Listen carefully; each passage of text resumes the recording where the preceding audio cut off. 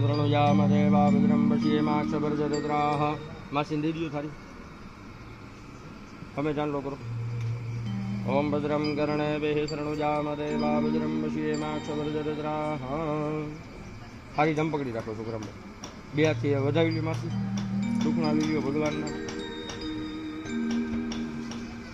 પગે લાગી લ્યો વિજય ઉપર ગણપતિ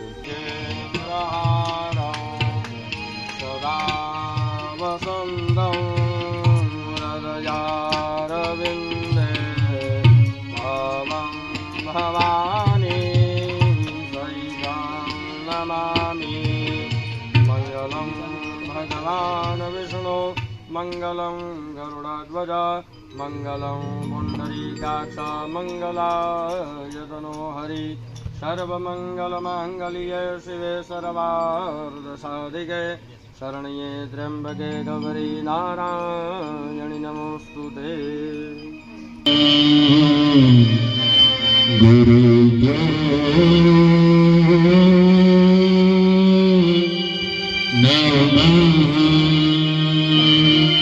देव सर्वकार्येषु सर्वदा गुरुर्ब्रह्मा गुरुर्विष्णु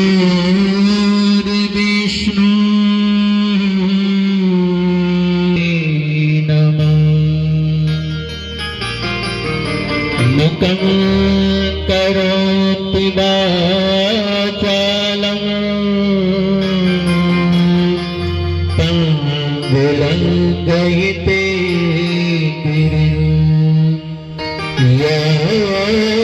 कृपा तमहं वन्दे परमानन्दं माधवम्।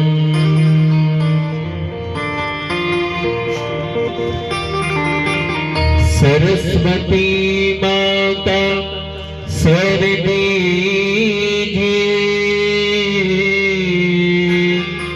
गणपति देगा बजरंगी महाबली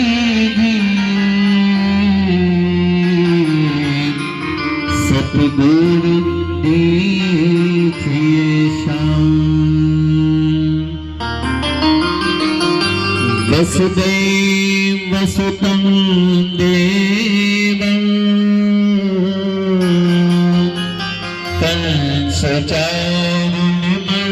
कंसचारुनिमर्दनं देवकी परमानन्दं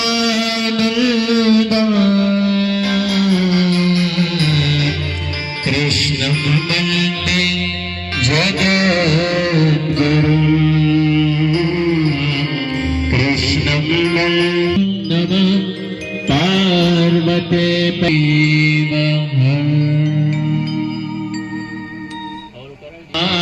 विष्णु प्रवदन्ति मर्त्य ते निश्चैत मैताव्रजन्ति गोविन्दनामोदरमाधवेति जिह्वे सदेवं भज सुन्दराणि नामानि कृष्णस्य मनोहराणि समस्तभक्तार्तविनाशनानि गोविन्दनामोदरमाधवेति गोविन्दनामोदरमाधवेति सुखावसाने इदमेव सारं दुःखावसाने इदमेव ज्ञेयं देहावसाने इदमेव जाप्यं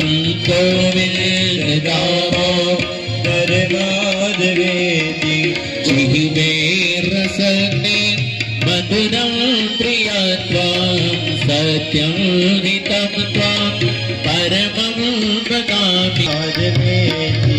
गोविन्दनाम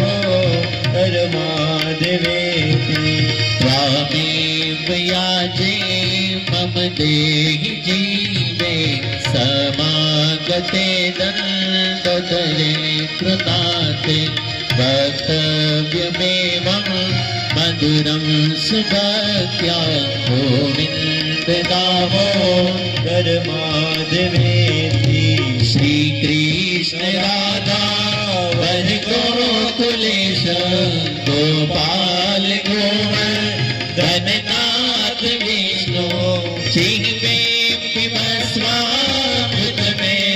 देव गोविन्द दामोदर माधवेति गोविन्द दामोदर माधवेति श्री कृष्ण गोविन्द हरे मुरारी हे नाथ नारायण वासुदेव हे नाथ नारायण वासुदेव हे नाथ नारायण वासुदेव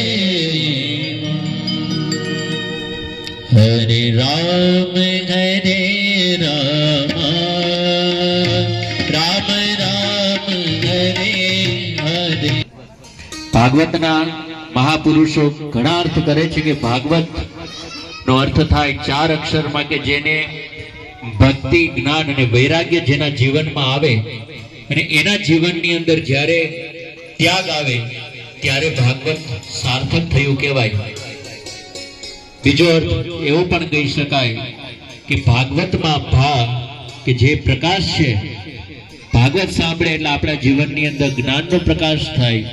એવી જ રીતે ગ કે કોઈ પણ વ્યક્તિ આ કથાને શ્રવણપાન કરે એટલે એના જીવનની અંદર ગતિ થાય. અને એટલા માટે તો આપણે પિતૃની પાછળ પણ એના મોક્ષાર્થ માટે જ્યારે આપણે એને ગતિ મળે, સદગતિ મળે, એવા માટે આપણે શ્રીમદ ભાગવત કથાનું આયોજન કરતા હોય ત્યારે આ તો જીવતા પણ જો કોઈ શ્રવણપાન કરે તો પણ એને ગતિ મળે. અને સૌથી વેદો, શાસ્ત્રો અને 18 પુરાણોમાંથી પણ વેદોનો સાર છે, પણ છતાંય વરિષ્ઠમાં જે શ્રેષ્ઠ છે એટલા માટે વરિષ્ઠ કહેવાય કે જે આગળ શ્રેષ્ઠ કહેવાય છે એનો અર્થ થાય વ. અને જે તાર તનો અર્થ થાય કે જે આનું શ્રવણપાન કરે એ આ ભવસાગરને તરી જાય. એટલા માટે ભાગવતનો અર્થ આ મહાપુરુષો દ્વારા આ અર્થમાં કહેવામાં આવે. પણ આ શ્રીમદ ભાગવત કથા કે જે મોક્ષ ગાથા કહેવાય કે જીવને ભાગવત કથા, કથાનો અર્થ આપણે ઘણીવાર ઊંધો કરીએ તો થાક, કે જે આપણા જીવનની અંદર કામ છે અને એનો જ્યારે થાક ઉતારવો હોય તો આ શ્રીમદ ભાગવત કથાનું આપણે શ્રવણપાન કરીએ તો આપણે અવશ્ય થાક ઉતરે. એટલા માટે કથા અને કથાનો અર્થ થાય ઊંધો કરીએ એટલે થાક, કે જે થાક ઉતારે એવી આ કથા. પણ શ્રીમદ ભાગવત કથાને આ 7 દિવસના યજ્ઞને મહાપુરુષો, સાહિત્યકારો કે કવિઓએ કોઈ શાસ્ત્ર કે કથાના અંદર પણ એને એક ઔષધિના રૂપમાં પણ પ્રસ્તુત કરવામાં આવ્યો છે. કારણ કે ઔષધિ 2 પ્રકારની હોય. આ કથાને ઔષધિના રૂપમાં જ્યારે પ્રસ્તુત કરે ત્યારે આ ઔષધિ શું કામ લાગે કે આ ઔષધિ આપણા જીવન અને મૃત્યુના જે રોગનો ફેરા છે અને એ ફેરા અને એ રોગમાંથી જ્યારે આપણે મુક્ત કરે એવી આ ઔષધિ છે. અને ત્યારે જ પછી તમે કૃષ્ણ નામ રસ પીઓ, શિવ નામ રસ પીઓ કે રામ રસ પીઓ, પણ ઔષધિ તો એક જ છે અને એ છે હરિ નામ રસ પીઓ. ત્યારે આ ઔષધિ આપણા જન્મ અને મૃત્યુના ફેરામાંથી મુક્ત કરે અને જન્મ મૃત્યુના રોગમાંથી પણ આપણે મુક્ત કરે એવી આ ઔષધિ. અને એટલા માટે તો આપણે બધા વારંવાર અમૃત હરિ નામ જગત में छोड़वी से विष पीना क्या ઔષધિ એવી છે વાલા કે જે ઔષધિનું પાન કરે એને જન્મ મૃત્યુના રોગમાંથી મુક્તિ મળે, એમાં કોઈ સંશય નથી. કારણ કે ઔષધિ આપણે દવા તો ઘણી કરી પણ આ રોગ મળતો નથી. પણ શા માટે? ડોક્ટરે આપણે જે કીધું હોય એનું આપણે ફરજી ખાટું મોરું ન ખાતા, પણ છતાંય આપણે માનતા નથી. તો એ ઔષધિનો કોઈ રીતે ઉપર જા તો ઉપર ભરવાની પણ ભાઈ જ્યારે લેતો જા ભાઈ પણ ઉપર લેતો જા કોઈ ત્રણ પદ્ધતિથી આપણે કરીએ તો આપણે ઔષધિ જે ઘરવાળી છે એમાંથી આપણે મુક્ત કરે. અને એ ત્રણ પદ્ધતિ કઈ કે એક તો નિશ્ચિત માત્રામાં પીવાનું, નિશ્ચિત સમય પીવાનું અને નીતિમાં કહેવાનું. કારણ કે નિશ્ચિત સમય એટલા માટે કે આપણે ડોક્ટર પાસે જઈએ, શરદી કે તાવ આવ્યો ત્યારે આપણે એક બોટલ આપે એટલે કે 3 ચમચી દવા પી લો સવાર બપોર ને સાંજ. એવી જ વૈષ્ણવજન તો તેને કહીએ, વૈષ્ણવજન તો તેને કહીએ, જે જાણે પીર ભવાઈ રે. વૈષ્ણવજન તો તેને કહીએ, વૈષ્ણવજન તો તેને કહીએ. છે આસી પાડોશી સગા સંબંધી સ્નેહીજનોને જ્યારે તમે સાથે લાવો ત્યારે આપણે ખરા વૈષ્ણવ કહેવાય. માટે તમે પણ, કારણ કે આજથી આપણે પ્રારંભ થયો છે ત્યારે સગા સંબંધી કે જે આપણા મિત્રો હોય આ બધાને કથા માટે રસપાન કરવા માટે બોલાવજો. ત્યારે આપણે આ કથા સાર્થક થઈ કહેવાય અને ત્યારે જ આપણે ખરા વૈષ્ણવ કહેવાય. કારણ કે આ શ્રીમદ ભાગવત કથા મેં હમણાં જ કીધું એમ કે કોઈ કિતાબ કે ગ્રંથ નથી. આ તો પરમાત્મા ભગવાન શ્રી કૃષ્ણનું વાંગમય મૂર્તિ છે અને એ પણ સાક્ષાત સ્વરૂપ ભાગવત છે. એટલા માટે તો આપણે ભાગવતજીને જ્યારે સામૈયા કરીને લઈ આપણે અહીંયા એમને મૂકી દે, પણ જ્યારે પરમાત્માનું સાક્ષાત સ્વરૂપ છે અને એટલા માટે તો આપણે એને માન સન્માન સાથે મસ્તક ઉપર ધારણ કરી અને આપણે અહીંયા મંડપની અંદર લાવી અને વ્યાસપીઠ ઉપર આપણે એને બિરાજિત કરીએ છીએ. કારણ કે જ્યારે એ આપણે મસ્તક ઉપર પધરાવીને લઈ આવીએ છીએ ત્યારે પણ એનો એટલો જ આનંદ હોય છે. અને એ વખતે અત્યારે તો હવે બહુ ડિજિટલ યુગ છે, ટેકનોલોજી છે, એટલે હવે તો ડીજે અને ઓર્કેસ્ટ્રા અને બધું જ હોય. પણ જ્યારે પહેલાના સમયની અંદર વક્તા પણ બહુ ઓછા હતા અને કથાઓ પણ બહુ ભાગ્યે થાય, એવા સમયે જ્યારે કથા કરવામાં આવતી ત્યારે તો એટલો હર્ષ ઉલ્લાસ આનંદ હોય. અને એવા સમયે જ્યારે ગામડાની અંદર કથા થતી એવા સમયે તો અત્યારે આ જેમ ડિજિટલ સાધનો છે એવા પણ ઇન્સ્ટ્રુમેન્ટ નહોતા. પખાવજ હોય અને કોઈ અબીલ ગલાલ ઉડાડતું હોય અને એમાં પછી ભાઈઓ આગળ હાલતા હોય, બહેનો રાસ રમતા હોય અને આનંદ ઉલ્લાસ સાથે એને ગાતા વગાડતા અને અબીલ ગુલાલ ઉડાડતા ત્યારે ભગવાનનું સ્વાગત કરતા બધા જ આનંદ કિલોલથી ભગવાનના ગીત ગાતા કહેતા હોય, શ્રી બડાવી સજ કરો કરે આવો દેવા, શ્રી વડા સજ કરો ઘરે આવો દેવાલા, શ્રી વડાવી સદ કરો ઘેરે આવો ને. પથરામ ફૂલ વાલમ ગિરે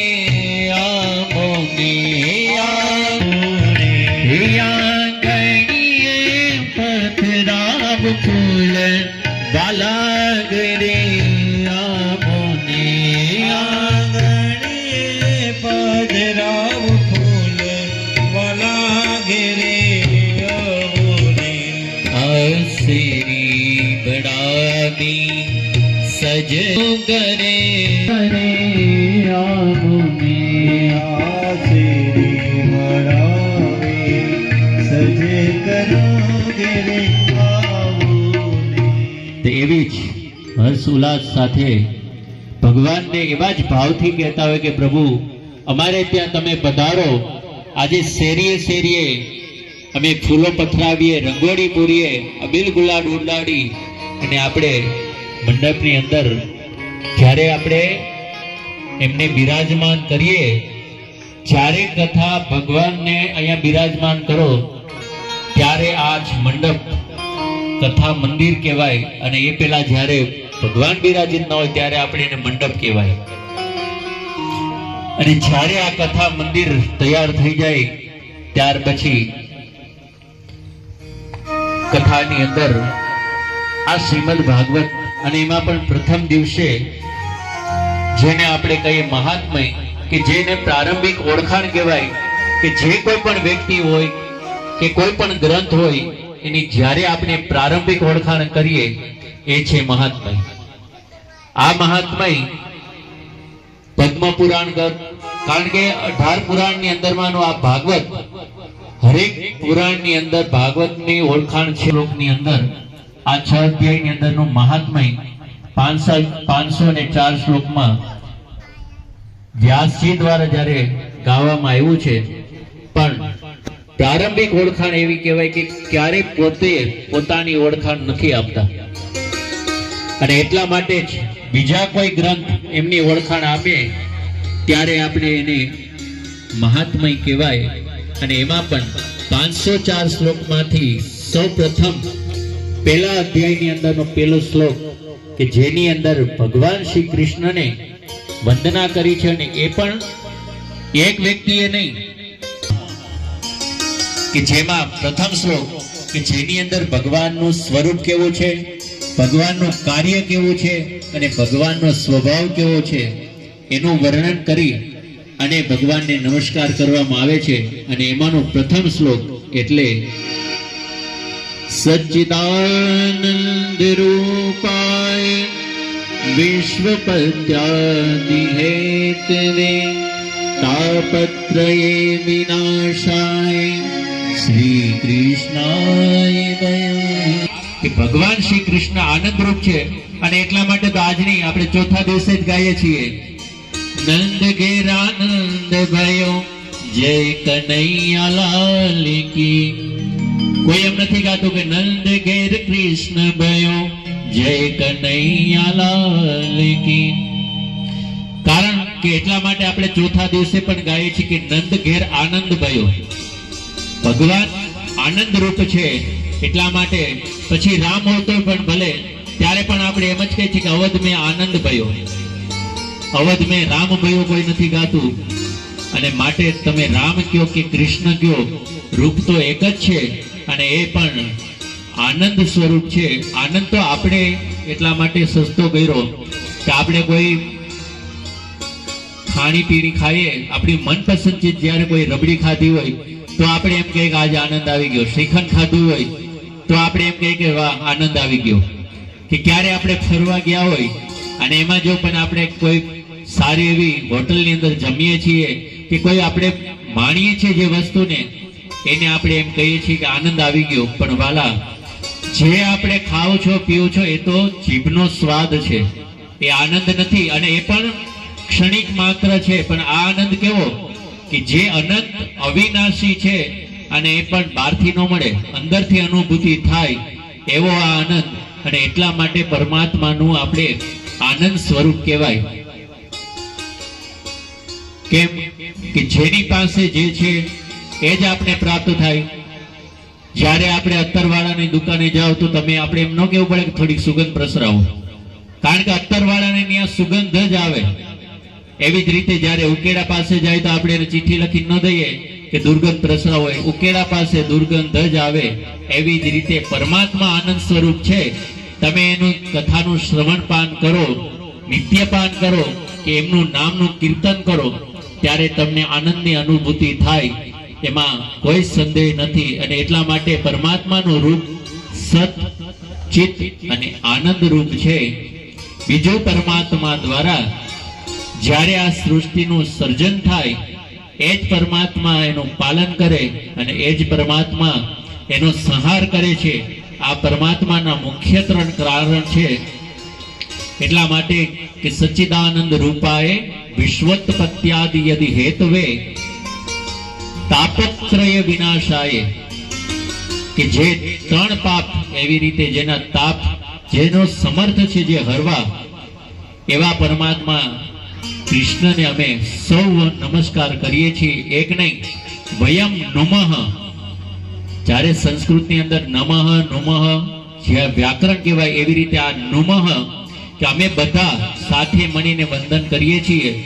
કારણ કે ભગવાન તાપોને હરવા, જે પાપોને હરવા પણ જે સમર્થ છે, અને એ કોણ કે જે આધ્યાત્મિક, આધિદૈવિક અને આધિભૌતિક આ જે તાપત્રય વિનાશાય કે ત્રણ તાપોને જે હરવા સમર્થ છે, એવા ભગવાન શ્રી કૃષ્ણની અમે વંદના કરીએ છીએ.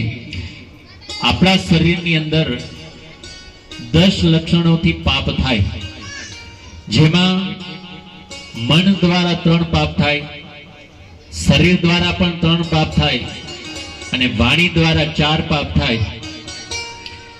શરીરથી કઈ રીતે કે શરીરથી એક તો આપણે ચોરી કરીએ એ પણ પાપ, વ્યભિચાર કરીએ છીએ એ પણ પાપ, અને હિંસા કરીએ છીએ એ પણ પાપ. આ 3 શરીરના પાપ. એવી રીતે વાણીથી 4 કે જેમાં કોઈની નિંદા કરવી, કઠોર બોલવું, વધારે પડતું બોલવું, અને અસત્ય કે જૂઠું હંમેશા બોલવું, આ 4 વાણીના પાપ. એવી જ રીતે મનથી પણ 3 દોષ અને 3 પાપ થાય કે જેમાં મનની દ્વારા આપણી મન બુદ્ધિ કે જે બુદ્ધિ આપણી મંદ હોય એ પણ મનનો દોષ છે. જેવી રીતે ચિંતા કરવી, અને ત્રીજું કે જે આસક્તિ હોય અને એમાં આપણી ક્યારેય સંતોષથી ન થાય, આપણે ક્યારેય તૃપ્ત ન થાય, અને એ આસક્તિ હંમેશા રહી, કે આ મનના 3 દોષ છે. તો આ 10 જે પાપો છે અને જે એને હરવા માટે જે સમર્થ છે, એવા ભગવાન શ્રી કૃષ્ણને અમે બધા જ સાથે મળી અને નમસ્કાર કરીએ છીએ, પ્રણામ કરીએ છીએ. અને ત્યાર પછી બીજા નમસ્કાર કે જે સુખદેવજી મહારાજને કરવામાં આવ્યા. સુખદેવજી મહારાજને શા માટે?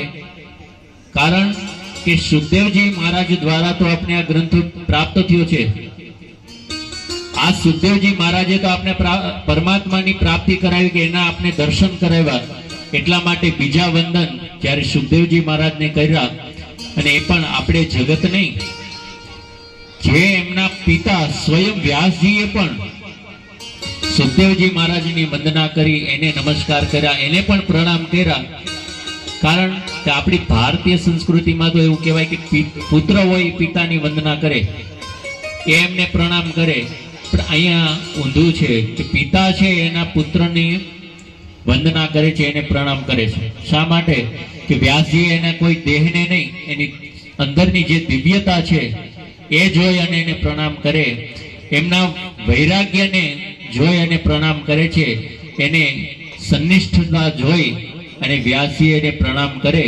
તો આ સુખદેવજી મહારાજ કે જે જન્મતાની સાથે જ વન તરફ જ્યારે પ્રયાણ કરે, અને એ પણ હજી એમના યજ્ઞોપવિત પણ નથી થયા, કે કોઈ સંસ્કાર પણ નથી થયા, એવા સમયે જ્યારે સુખદેવજી મહારાજ વન તરફ પ્રયાણ કરે, અને એ વખતે એમની પાછળ જ્યારે વ્યાસજી મહારાજ દુઃખી થઈ અને પુત્ર પુત્ર કરતા જ્યારે જાય, એવા સુખદેવજી મહારાજની વંદના કરી.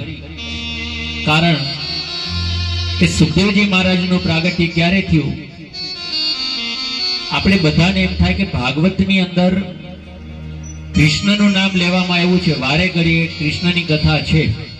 આ તો મહાપુરુષો દ્વારા જ્યારે રાધાજીનું નામ લેવાય, પણ સુખદેવજી મહારાજે જ્યારે કથા કરી ત્યારે એને ક્યાંય રાધાજીનો ઉલ્લેખ નથી કર્યો.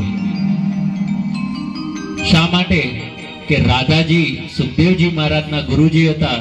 અને આપણા જ્યારે સંસ્કૃતિની અંદર એમ કહેવાય છે કે ગુરુનું શિષ્ય ક્યારેય નામ ન લે, અને ગુરુના પણ 2 ઉપનામ હોય.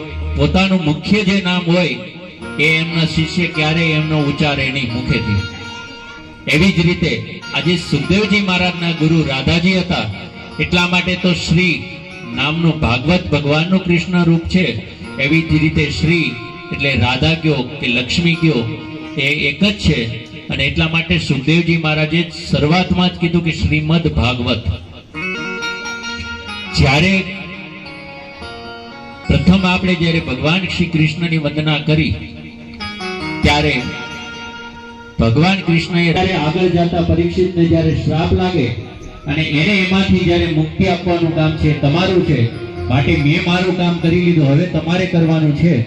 અને એ જોઈ અને રાધાજીએ સુખદેવજી મહારાજને ગોલોક ધામની અંદર જ્યારે રાધાજીના ખોળામાં આ સુખદેવજી મહારાજ પોપટ રૂપે જ્યારે રમતા હોય છે, સુખ એટલે કે પોપટ, અને એ જ્યારે રમતા હોય ત્યારે રાધાજી કહે છે કે તમે પૃથ્વી લોક ઉપર જઈ અને આ શ્રીમદ ભાગવત કથાનો પ્રચાર કરો. ત્યારે સુખદેવજી મહારાજ કહે છે કે માતાજી, વાત તો તમારી સાચી, પણ મને સંસારની અંદર જાતા બીક લાગે, કારણ કે માયાના મોહમાં હું જો ફસાઈશ તો હું જે કરવા માટે કે જે હું તમારું નામ લઉં છું એ પણ હું ભૂલી જઈશ. માટે મારે આ સંસારમાં નથી જવું, મને તમારા ચરણોની જ પ્રીતિ આપો. ત્યારે રાધાજી કહે છે કે મારા તમને આશીર્વાદ છે કે તમે સંસારની માયા મોહ કંઈ જ તમારું કંઈ નહીં બગાડી શકે, તમે જાઓ. અને એવા સમયે સુખદેવજી તમે ટીવીમાં સાંભળો અને જ્યારે તમે આ મંડપની નીચે બેસીને સાંભળો, આ બધાની અંદર તમને અનુભવ અલગ અલગ થશે. કારણ કે આ કથા મંડપ નહીં, મેં હમણાં જ કીધું એમ કથા મંદિર છે. અને જ્યારે તમે પરમાત્માની સામે સન્મુખ બેસી અને સાંભળો, એનો આનંદ પણ અનેરો હોય. અને અત્યારે જેમ દેવી દેવતા હમણાં જ આપણે આગળ કથામાં આવશે, એવી જ રીતે હરેક ક્ષેત્ર દેવી દેવતાઓ પણ 33 કરોડ દેવતા પણ અત્યારે અહીંયા બિરાજમાન હોય. એવું નથી કે પ્રત્યક્ષ તમને જોવા મળે, કોઈ ના કોઈ રૂપે એ આ મંડપની નીચે બિરાજમાન હોય. એટલા માટે જ્યારે તમારે એમની પરમાત્માની પ્રાપ્તિ કરવી છે, એવા સમયે આપણે આંગણે જો કથા હોય તો મંડપની નીચે બેસી અને શ્રવણપાન કરવું જોઈએ. એટલા માટે આજે મહાદેવ કહે છે કે તે વિદ્યાની ચોરી કરી છે, તે મારી સામે બેસી અને સાંભળ્યું હોત તો મને વાંધો નહોતો, પણ તે વ્યાસપીઠની પાછળ રહી અને તે સાંભળી એટલે હું તને જીવતા નહીં મૂકું. અને એવા સમયે મહાદેવ હાથમાં ત્રિશુલ લઈ પોપટને મારવા જાય. પોપટ તો ત્યાંથી ઉડી ગયું. ઉડતા ઉડતા ઉડતા આજે જ્યારે બદ્રિકાવન બાજુ આવે, અને એવા સમયે આજે વ્યાસજી અને વ્યાસજીની પત્ની કે પુત્ર પ્રાપ્તિ માટે અનેક કાર્યો કર્યા, અનેક યજ્ઞ કર્યા, અનેક તપસ્યા કરી, આટલી ઈશ્વરની આરાધના આપણે કરી, પણ છતાંય આપણે તે હજી પુત્ર નથી થયો. તો હવે તો આપણે વૃદ્ધાવસ્થા આવી ગઈ. ત્યારે વ્યાસજી એમને કહે છે કે અરે દેવી, તમે ચિંતા કરો માં, પરમાત્મા આપણી ઉપર અવશ્ય કૃપા કરશે, તમે પરમાત્માની અંદર શ્રદ્ધા રાખો.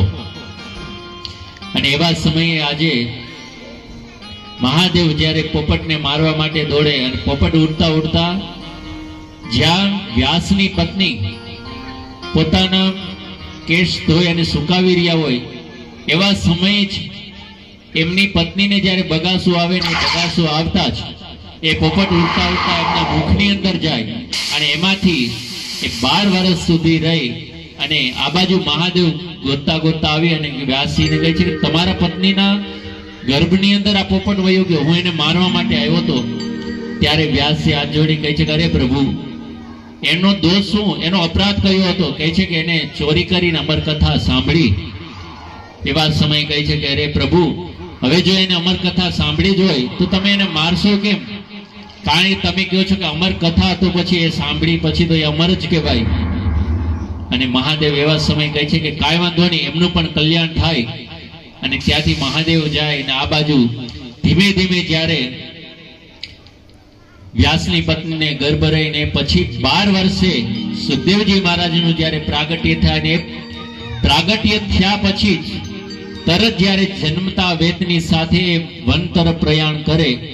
અને એવા સમયે આજે વ્યાસી પોતાના પુત્ર નહીં, પણ એમનું વૈરાગ્ય, એની દિવ્યતા, એમની અંદરની સનિષ્ઠતા જોઈ અને એને પ્રણામ કરી અને કહી છે. ને એવા સમયે પુત્ર પુત્ર પોકારતા પોકારતા જ્યારે વન બાજુ જાય સુખદેવજી મહારાજની પાછળ, ત્યારે વૃક્ષો કહે છે વ્યાસજીને કે તમે જેને તમારા પુત્ર પુત્ર કરો છો, એ તો જગતનું કલ્યાણ કરવા માટે આવેલા છે, તે તમારા પુત્ર કેવી રીતે થાય?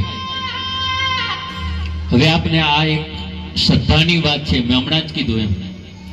કારણ કે ભાગવત ગ્રંથ એવો છે કે આપણા જીવનની અંદર કોઈ એવો પ્રશ્ન ન હોય કે એનો તમને સવાલ જવાબ ન વાર માટે રોકાઈ જાઓ ને મારી આ ચિંતાને દૂર કરો. ભોભો સાધો ક્ષણમ તિષ્ઠ મ ચિંતામપી નાશય.